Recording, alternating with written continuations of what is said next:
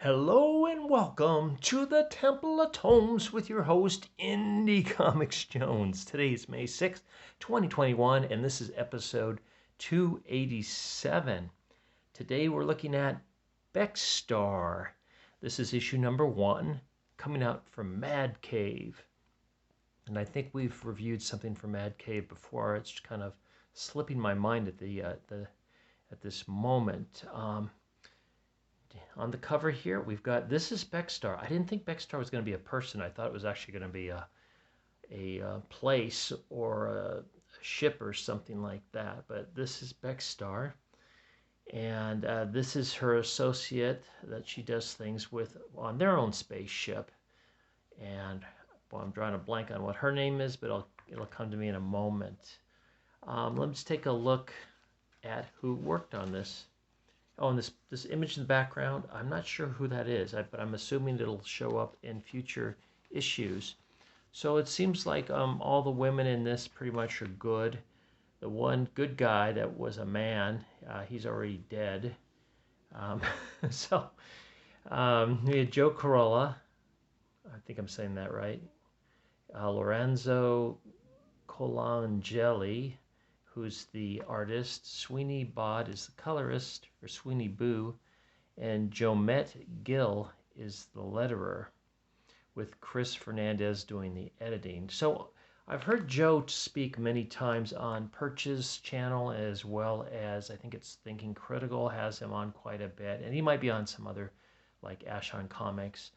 But yeah, so I did not want to like this because I do like listening to him. And fortunately, I do like this. This is a recommend. It is going to get the Indie Comics Jones Good Excavating Seal of Approval, given out only by Indie Comics Jones. So it starts out, we've got this facility here, this very modern facility. You can see the gate has been compromised, and the guards are taken out by this swift moving figure. So we've got this man here, and I can't think if he's the father. I believe he's the father of this woman here, and her name is Paprika. There you go. I couldn't remember that. His name is Turlo, or excuse me, his name's Turlo. Turlo and Paprika, and he's got this thing called the Rod of Clairvoyance, or the Clairvoyance Rod, something like that. And so if you hold it too long, you get really paranoid, and you get a little example of that right here. You knew this would happen, child. You just wanted the clairvoyance rod for yourself. But he's actually trying to give it to her in real life. It's just this thing has made him paranoid. So she takes it, put it in her backpack. And this is what this figure is actually after. And so she goes out a secret way. She sneaks out to a spaceship and takes out. And where Turlo just waits for his doom, basically. So the door melts. He's standing there just smoking a cigarette. And then this robotic, cyborgic thing comes in and just stabs him after he tells him he's not going to get the clairvoyance rod. And then you get a look at this, a nice drawing here. Yeah, the art in here is a little different. I like it though, because it's not supposed to be Earth, 200 years from now. I think it's supposed to be just a made-up universe, so I'm okay with that. People look very alien from person to person, so we have a lot of that going on as well. And so you can see the robots watching the spaceship take off without him. Now he's got to report to this guy named Lord Mordecai. And somehow Lord Mordecai knows where she's going, and it's to meet up with Becstar here, who neither Becstar nor Paprika have ever met each other before. And now we see she's at the gaming table, and I guess she's just causing trouble. She's kind of a troublemaker throughout this thing. She gets in arguments with everybody. She gets in fights with everybody. And still, that's why she lost her crew before. So it's just these two are the only ones left together on her cruise ship, or spaceship, I should say. So she's made a big ruckus. She gets thrown out of this casino by these two thugs, and her friend's just waiting out there for her. And you see everybody's got different kinds of haircuts and clothing, and it's really pretty imaginative as far as that goes. And you can see some of the strange animation here, but part of that has to do with, I think, because it's supposed to be a different kind of universe, and everybody just kind of looks different because you got all these aliens and whatnot. That's what I'm assuming. Because it's not really a manga styled either with the big eyes like that. Okay, so she gets thrown out of the casino, and immediately she is followed by these three robots because that's who Mordecai sent. They're trying to track down that clairvoyant rod, and they seem to know that Paprika is trying to meet up with Becstar as well. And there you go, right there. She just meets up with her. So they're following all three now. So after a little gunplay here, and her friend gets shot in the shoulder,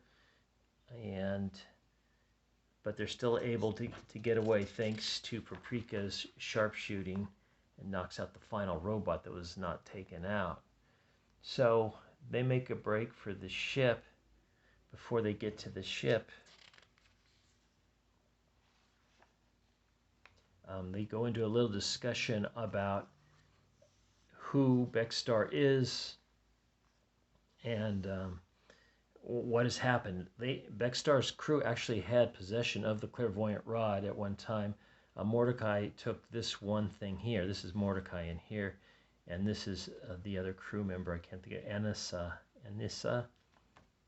She took some kind of power glove, or gauntlet, they say, creation gauntlet. So, and Becstar has the dagger, the luck dagger. So there you go, consumption amulet. So those are the four items that they took on the last thing before breaking up as a group. They went their separate ways. Now Mordecai wants all these three items together so he can create more power and perhaps rule the universe.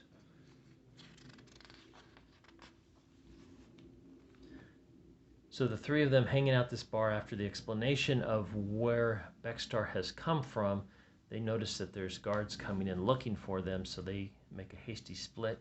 They make it back to the casino where they're going to try to take off in their ship. They are stopped by the casino henchmen who had just thrown them out pretty much earlier in the story. But this turns out to be a total ruse. They're trying to make them... They do escape these guys and take off in their ship, like crashing out there, making other ships crash and whatnot. But that was the whole plan, to make them think like they were under surveillance, and in the meantime, there's been a bug or a tracker placed on their spaceship. And that was kind of Mordecai's idea all along, so they could follow Becstar wherever they go and retrieve the clairvoyant rod. Whew. And so that's the end of issue 1. Yeah, it was pretty interesting. It was pretty fast moving. Very. I'm going to be around for the second issue, and here is the cover of the second issue coming out in June. So if you want a good space adventure story, I think this one may be the ticket for you. No politics involved in this, so it's just kind of nice, straight action. Also coming out from Mad Cave is in paperback is Terminal Punks. We have Battle Cats #1. I don't know if that's a floppy or if that is an actual trade paperback. I believe that is a floppy. And we get the, what do you want to call this, kind of the preview of Battle Cats. So I guess it is a floppy.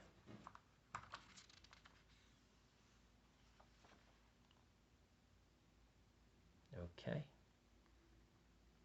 Well, it says first full issue of volume 3, #1, is July 2021. So this is coming. It is a floppy. It's the third arc in the series. Then we have also A Bountiful Garden. I guess this is going to be the free comic book days book. And this particular book will be able to purchase it in September 8th, 2021. I think free comic book day is August 14th though. All right. And there you go. You get kind of a couple shots from this comic in the back here. It did come in at $3.99. It is a recommend. It does get the Indie Comics Jones Good Excavating seal of approval. Thanks for stopping by and listening to this review. As always, please like, please subscribe, please leave comments, and we'll see you next time at the Temple of Tomes. As always, this is Indie Comics Jones bidding you adieu.